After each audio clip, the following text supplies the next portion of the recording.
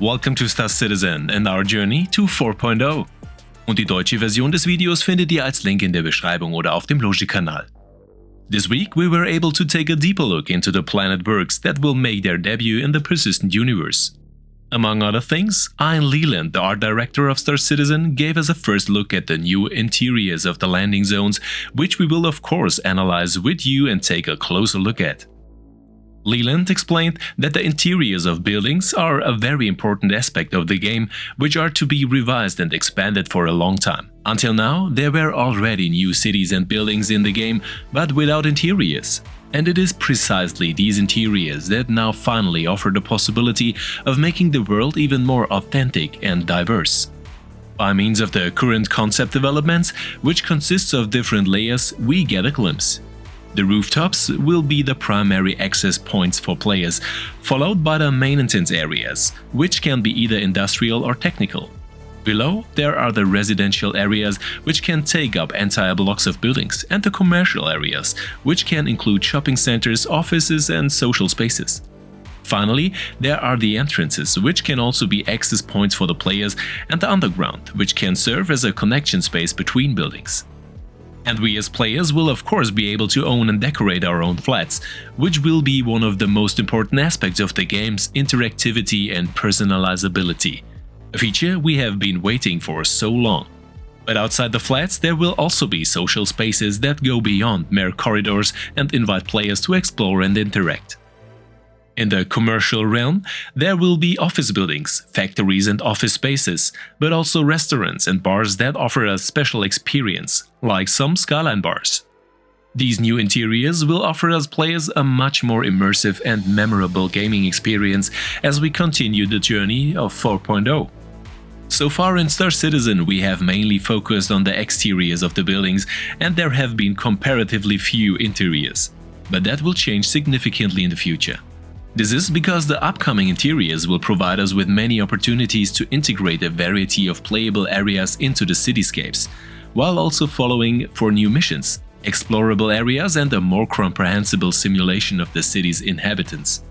Here, as in Microtech, the roofs of the gigantic skyscrapers serve as the main access points for the player, from which we work our way into the interior of the buildings through maintenance areas, technical rooms and living quarters, for example. This is followed by commercial areas, shopping facilities, offices and various social rooms. And finally, we reach the underground via lobbies, which can also serve as access points, which in turn can offer interesting connection spaces between the individual buildings.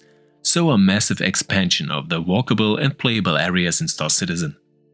But we will also be able to explore different visual and structural concepts for more interesting landing zones that reflect the different architectural styles of the regions and even of the individual divisions.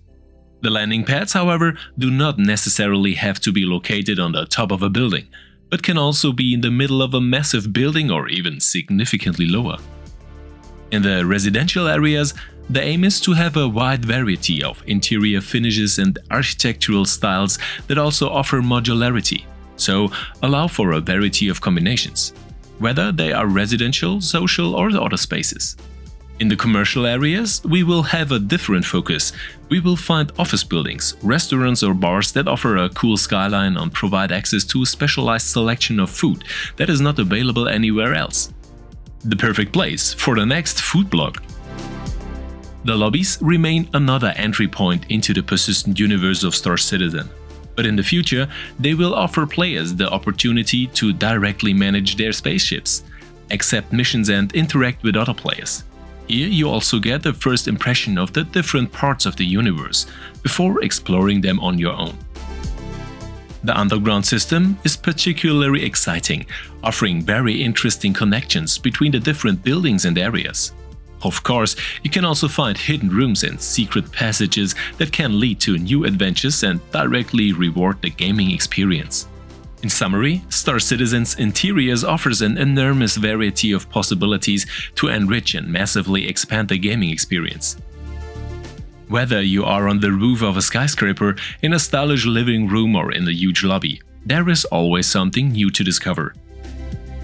But areas away from the landing zones also promise significantly more future gameplay, such as the already presented underground areas on planets and moons, which cover a wide variety of industrial and security areas. In this context, we have already been introduced to huge complexes that allow for flying in by ship or driving over by ground vehicles. So the focus on indoor areas is not new, but has now been significantly expanded, again by also expanding the huge landing zones in this area. I can hardly wait to finally dive into these indoor areas of Star Citizen and experience new adventures away from the weightlessness of space. But as with all new announcements, the question remains: when? There is only one clear answer to this question: soon TM. I say goodbye until next time. See you soon and see you in the verse.